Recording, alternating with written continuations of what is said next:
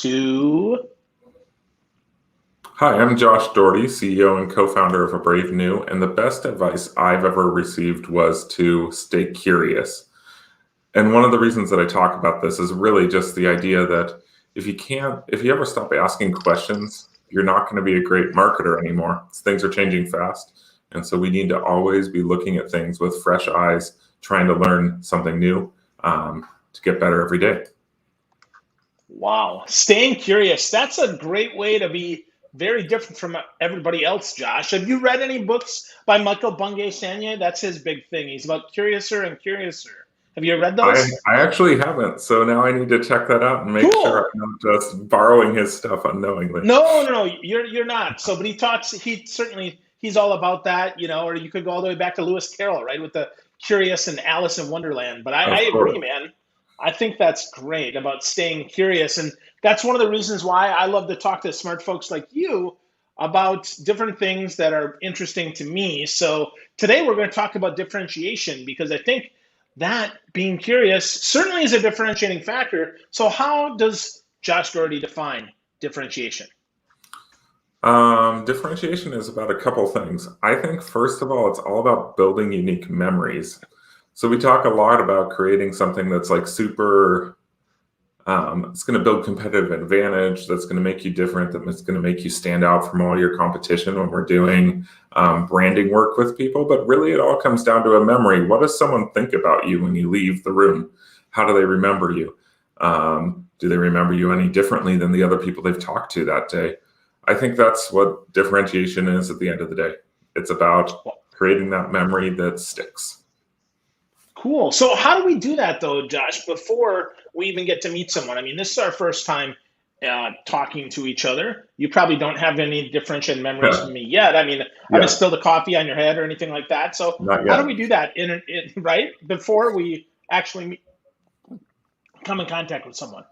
Yeah, I think the big thing that I talk to people about as they're thinking about if there's someone who started a company is to think about, like, what are the things they want to be remembered for?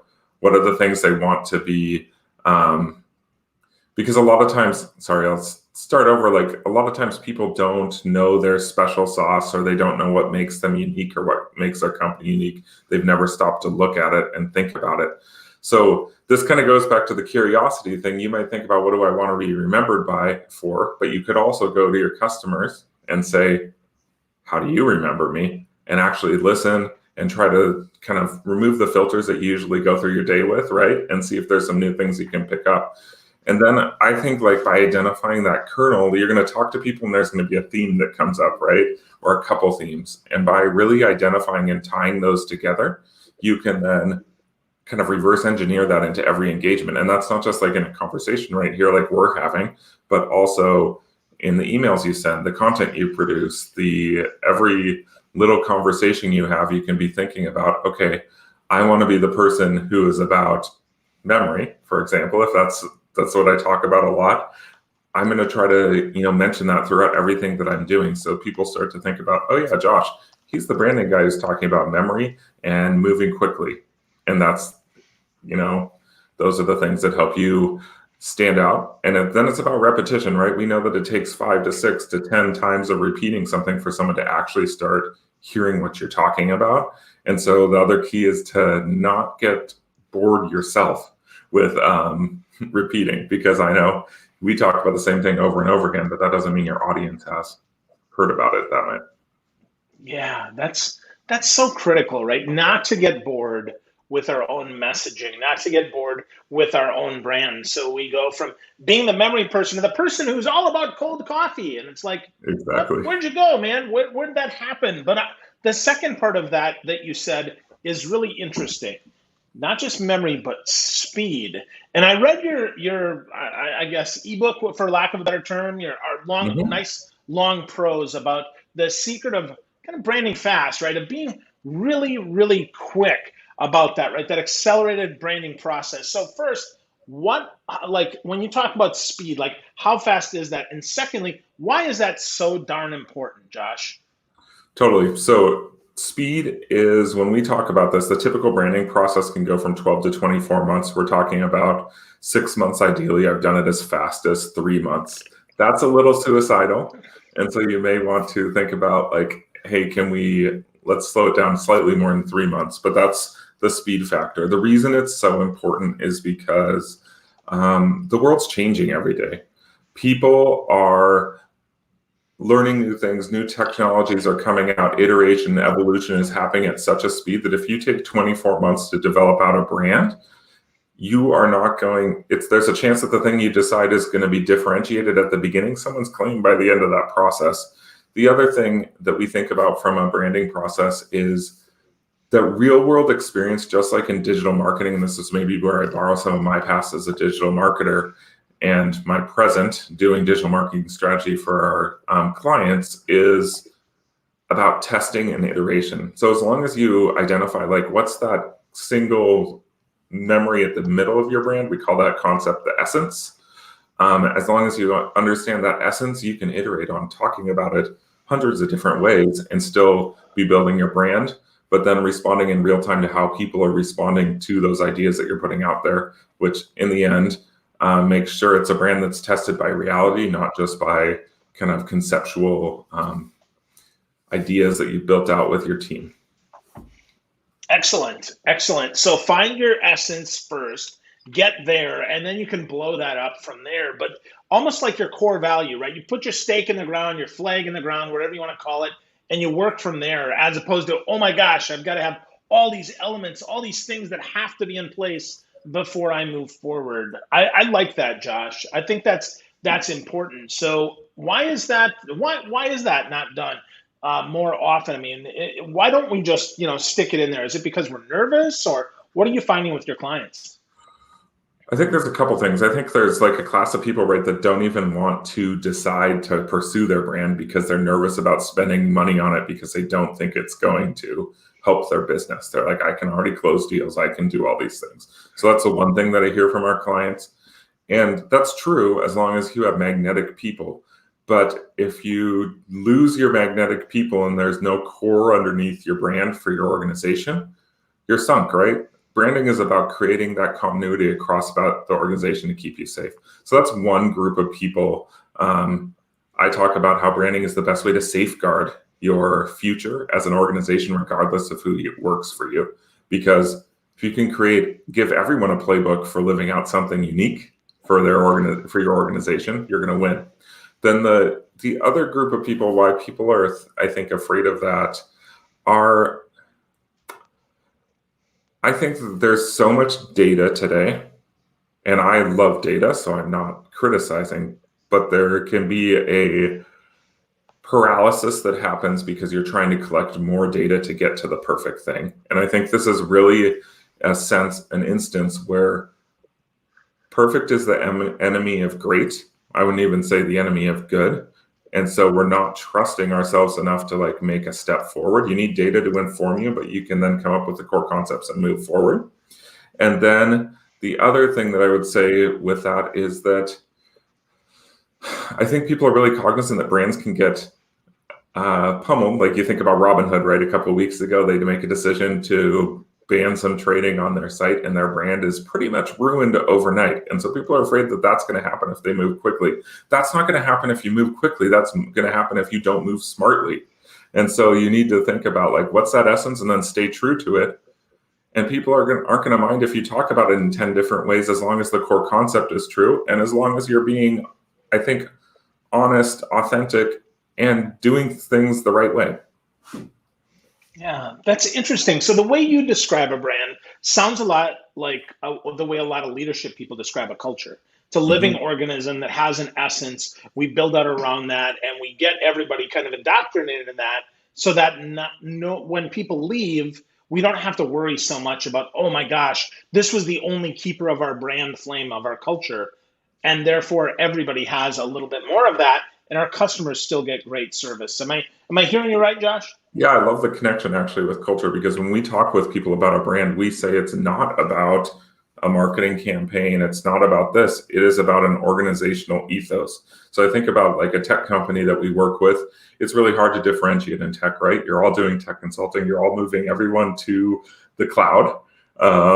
You're helping them think through tough problems. And so the I think with them, we got to the point where it's like, we're not selling tech consulting. We're selling the core concept or the idea behind your brand, which is what the idea was, clarity. So we're selling people clarity in a super confusing tech world. And then like what that allows us to do is be able to, I think about all the touch points. How do we pursue clarity in our HR? How do we pursue clarity in how we do our consulting? How do we pursue clarity in how we structure our services? How do we pursue clarity in how we're doing our marketing? Brand needs to be at the center of everything so that it can influence all other areas of the organization. So I think like what you brought up about culture is really true. And I think the best culture consultants are really thinking a little bit about brand, right? They're also thinking that core memory that we're creating. Yeah, well, your memory, your promise, right? Who are you at your core? At the end of the day, when you strip it all away, what are you? So that's great. That's good. I'm glad I wasn't too off base there. So let's pivot from that to let's talk about the people, because I think that's really important, right? People make up our brands, and now we're all virtual. I mean, I'm not in Seattle, you're not in Florida, but yet we're still connected here. So how do we do a better job of connecting in those the virtual spaces instead of, the old days we called it the meet space back when Slashdot was a thing? Totally.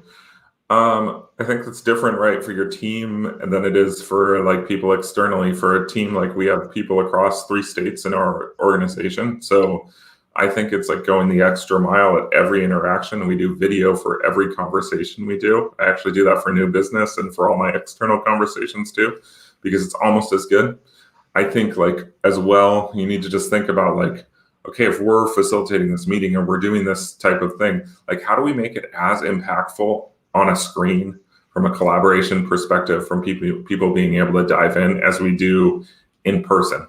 Now, I'm a person who really still believes in this in-person connection and meeting as well. So I'm excited to get through COVID a little bit so that we can start doing that, because I think that kind of that in-person collaboration can't be replicated to a certain extent. We do our best digitally, but it can't be replicated. And then the final piece, I think, is going back to the basics of being able to pick up the phone. I do this both internally and externally, saying it's time that we don't just send another email about something. Don't just ping someone on Slack, but actually grab the phone and talk to them and see if you can work through a challenge that way or make a connection that way. It's surprising to people because people don't do it that often in an authentic way. Certainly you get calls from cold callers, but can you get a call, or you don't often get calls from someone who's being thoughtful and wanting to build that connection, both on a client perspective, from a new business perspective, and from an internal team perspective. Wow. Well, that's fascinating to me to hear from a marketer who says, hey, we need to pick up the phone and not just rely on inbound to drive our business or to drive our culture. I mean, I can tell you, Josh, that picking up the phone with a teammate is so much more powerful than sending an email. We can spend 10 minutes just talking through things. Even if we don't resolve anything, just that human connection, I think we find that people give us a little bit more grace, a little bit more understanding, a little bit more patience than if we're just going back and forth via text. And then with our sales, I mean, that's my life, man. If it weren't for picking up the phone, we'd be dead. So how do you tell those other agency owners that are like, well, hey man, we just got to write more great content and over SEO things and be better at that? I mean, how do you convince them that the telephone actually is your best friend? It's a good question. I think it's all about how much of an impact do you want to make. You can certainly, I think there's the pairing between the two things is really important. So we're an inbound agency, right? We do SEO. We've tried to own our space. We try to create great in-depth content for people to come to. We have leads come in that way. We work a referral network. But at the end of the day, we also do outbound because we believe that it is the best way to connect with the exact right people that we want to work with. So we're kind of doing a pairing of like filtering and drawing people in and kind of qualifying those people to make sure that they're right for us. And then also choosing like the, top 50, 100 people that we actually want to work with and going outbound to them, because we want to work with them so badly that we're going to do what it takes to get in front of them. And 99% of the time, like, people don't answer the phone when I call, right? But they respond a lot quicker to an email, or an email that comes afterwards that says, hey, I just left you a voicemail. I'd love to talk to you. It's a simple email to send, and they respond back to us that way. And I think the same thing is true of our clients, as we do both demand generation, both in a growth or an inbound marketing perspective and an account-based marketing perspective. We're pairing inbound and outbound to get companies further faster. Awesome. Awesome. So do you do the outbound, or do you just advise on that, or how does that work, Josh? Our organization works largely with B2B companies that are doing high value sales. So something that's like over $100,000 per sale. And so we're usually pairing with a sales team. So we will advise and collaborate with the sales team, work on phone scripts that'll work with our with the campaign that we're running, doing that sort of thing. But it's largely a collaborative process, because at the end of the day, we have to engage also as marketers with the sales team in a really productive way to be successful. I think there's a lot of, and you've probably been in this business long enough as well to know, like, this constant like battle between the marketers and the sales team. And sales is always saying, you're not sending me enough good leads, or you're sending me, or like, I can't connect with these leads. And marketers are like, well, we're doing everything we can. And I think really, like, getting into these during campaigns, we strive to do monthly meetings with the sales team and the marketing team to build that understanding. And then we're sharing tactics back and forth. And that gets us both in the trenches to do better work together. So. Yeah, that makes so much sense, Josh. I find that building upon the marketing message, right? Marketing is often the kernel, right? They start the ball, but then sales will get it, right? They'll transform it a little bit and then maybe pass it back to marketing to clean it up a little more, or to say, hey, marketing, I really could use some content about this, because this is where we're getting questions. And as long as they're aligned, right? As long as they're all going for the same goal, what you might call their essence or their brand, really, because that is really what they're trying to do, right? They want more good clients, not just any clients. To get more of that, right? We have to spend time together. So those monthly alignment calls are important. So can you give me, I'm not looking for like a specific customer, but can you talk me through a little bit of what those monthly alignment meetings look like as far as agenda goes, so we can make sure that folks, maybe they start doing those? Yeah, we're doing three things usually in those meetings. So one, we're reviewing all the leads that came in the previous month and talking about which ones of them were strong, which ones of them are weak, which ones were marketing thinking like, this is the most amazing lead we've ever passed. And sales is like, of course that we can't follow up on that lead. So if one of it is like that forced accountability that drives a conversation, this goes back to that picking up the phone concept. If we're all on a video conference together, which is like the modern phone, no one's hiding and everyone feels more comfortable talking about what did and didn't work than if it's a big email string going back and forth together. So that's the first thing. The second thing is talking about like intelligence that the sales team is capturing. I think something that marketing teams need to understand is that sales are one of the top experts on who your prospects are, what they need. The things I always think about in branding too, like what's keeping the prospect up at night. A salesperson can answer that way easier than a marketer who's just looking at some data. So we want to pair together the data marketing brings with the real life qualitative intelligence that a sales team brings to make our marketing better. So that's the second thing we do, is like, we're understanding what are the conversations you have, what are the trends. And then I think the third thing is really zeroing in on action items with individual people attached to them. I mean, for better or worse, right? This is about an accountability mechanism built into like relationship that's strong, because people don't want to be held accountable by people they don't trust. And so we need to build that trust, and then we need to build accountability in for everybody so that the whole campaign can perform effectively.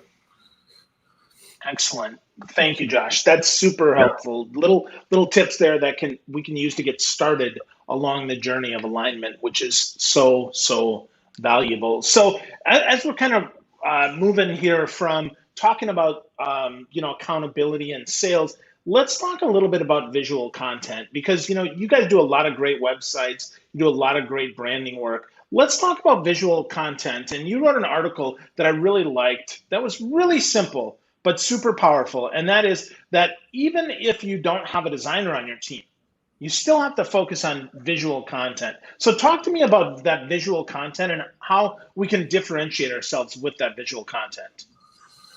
Yeah, so I think the visual content is so important for a couple of reasons. First, like the world is video today. So if you're not creating any video, you're going to be sunk. Second, everyone's expecting to have that Apple type experience, which I think is the most unrealistic thing that I've been dealing with for the last 10 years of my career, but everyone expects it, right? And so you've got to figure out how to create something that has a shine or a gloss to it. And it's a real trust factor today, right? If I land on a website that doesn't look like it's modern, doesn't look professional, doesn't have that differentiated visuals, it's going to be hard for me to say, yeah, I'm going to trust these guys and work with them. And so that's really the reason behind it. I think like the things that we think about from visuals are two. You have your brand identity that you really should work with a professional on. We originally worked with someone externally to ourselves to build our brand, our visuals. We've iterated on it since, but I think like that's a key thing to everyone, even agency owners who are saying we have that expertise in-house. I would say you will benefit from a third party working on something and not it not being you, because they will be able to see you more clearly. So that brand identity should be built around kind of those ideas of whatever that essence is that you come up with. Now, from like a day-to-day visual content, there's a bunch of tools that you can actually use to create visuals quickly. One thing is like you can use an iPhone to create great video, right? I talked to my creative director, built a couple masks that were super simple in an Adobe product, and now I can record video, post it up there, it looks great. And so like create that visuals quickly with your iPhone for video.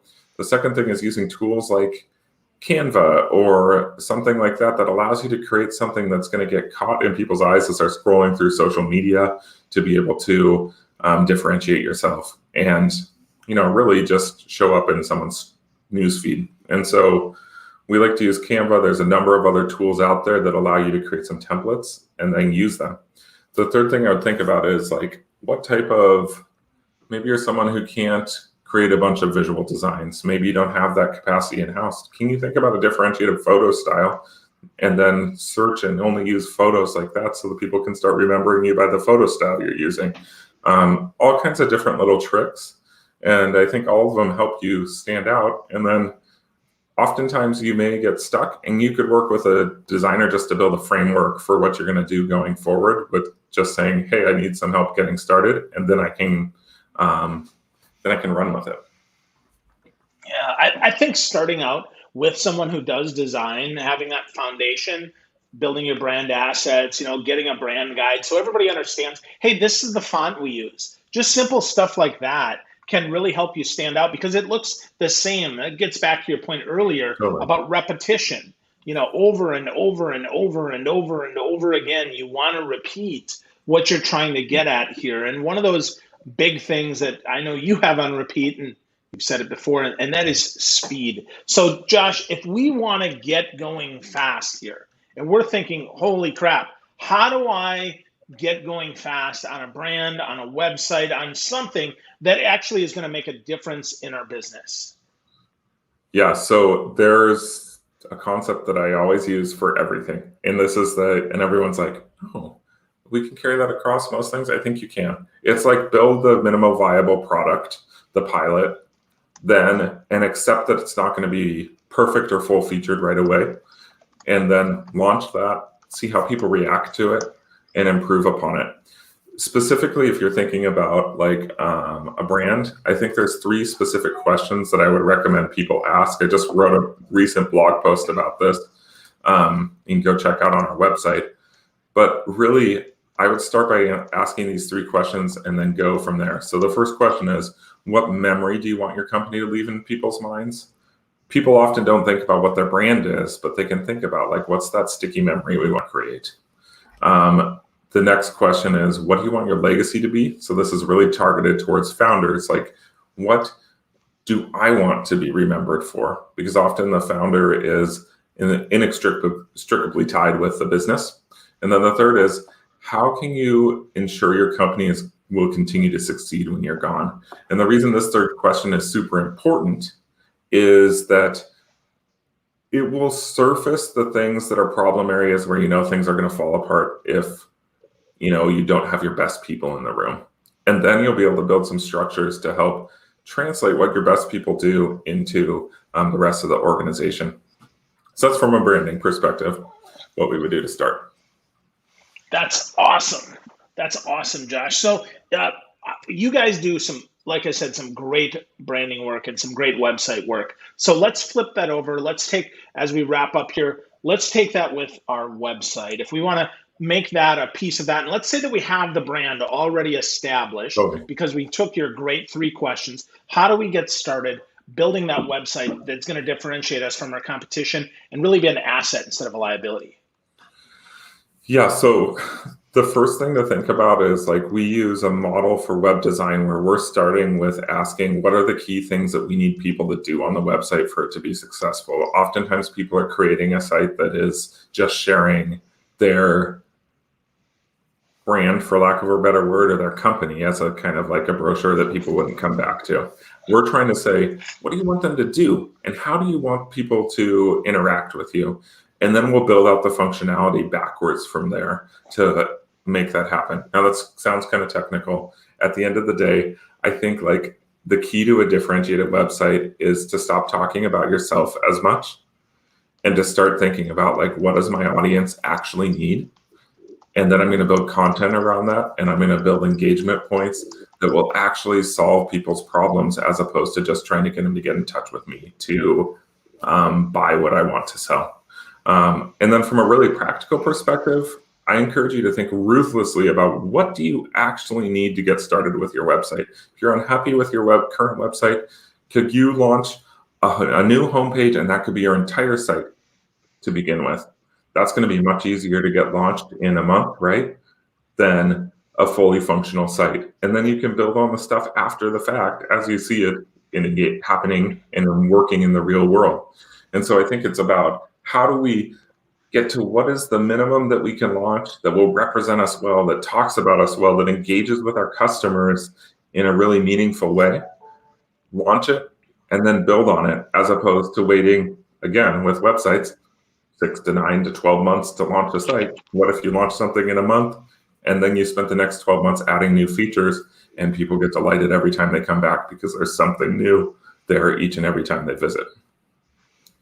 Wow. Launch and iterate. That's great advice, Josh. And I love the surprise and delight factor there. As you're adding new features, that also gives you something to talk about and maybe to pick up the phone and call our prospects and say, you know what? Hey, we didn't have this before, but now we've got this, and we built this just for you and people like you, which gives you something to talk about in a genuine way. Yeah, it's such a power of a good inbound program too, and a good outbound program. If you're creating great content, you have reasons to reach out to people, and you can delight them in every single interaction, as opposed to just saying, hey, it's Josh, I'm following up. I'd love to sell you a website. I can more be like, hey, here's this great resource on branding. I noticed that, we had a conversation 6 months about this. I wanted to give you this so you could be thinking about it. No obligation to buy, but I'm making their life better as I'm reaching out. So. Yeah. Always be adding value, Josh. That's the way that I sell and the way that I teach. And I love that that's how you're aligned as well. It's great to see the awesome work you guys are doing at A Brave New. That's at abravenew.com. But Josh, if you were looking to have people connect with you in a meaningful way so that they could maybe ask you some questions, some deeper insights about what they heard today and what maybe we didn't say today, where would you send them and how would they get there? Yeah, so two specific places. I'm on LinkedIn all the time, so come connect with me. Let's have conversations there. So you can look up Josh Dougherty, A Brave New on LinkedIn. I'll come up. The other place that I would say you can go is you can go to the About page on our website and you can actually book some time with me. There's an open link that links into my calendar. So anyone who wants to have a conversation, I think this goes back to the curiosity thing. I'd love to talk to anyone about how to make their business better. I think that sharing of ideas makes all of us smarter. Whether you think you want to work with us in the future or you're just wanting to get some advice. Let's talk, let's have a conversation, and let's figure out, how we can have a good time doing it. Awesome. Love that. I found you on LinkedIn because I was reading some articles about differentiation and I reached out, and I'm so glad you said yes to being part of this conversation today and for sharing all your great frameworks and all your great blog posts, Josh. It was so good to talk to you. Thank you so much. Yeah, thank you.